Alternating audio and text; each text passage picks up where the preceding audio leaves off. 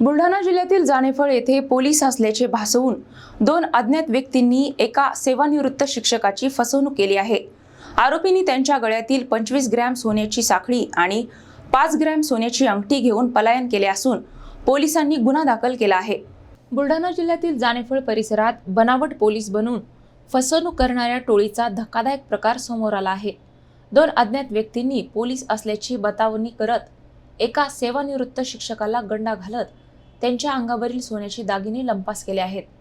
मदनलाल गोपीलाल लाहोटी हे सेवानिवृत्त शिक्षक आपल्या स्कूटीने जात असताना दुचाकीवरून आलेल्या दोन व्यक्तींनी त्यांना अडवले। संबंधित व्यक्तींनी स्वतःला पोलीस असल्याचे सांगत परिसरात चोरीच्या घटना घडत असल्याचे कारण पुढे केले।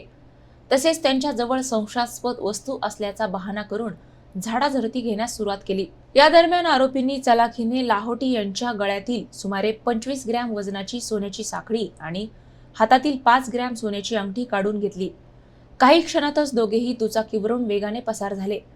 आपली फसवणूक झाल्याचे लक्षात आल्यानंतर मदनलाल लाहोटी यांनी तात्काळ जानेफळ पोलीस ठाण्यात धाव घेत तक्रार दाखल केली। या प्रकरणी पोलिसांनी अज्ञात दोन व्यक्तींविरुद्ध गुन्हा नोंदवून तपास सुरू केला आहे।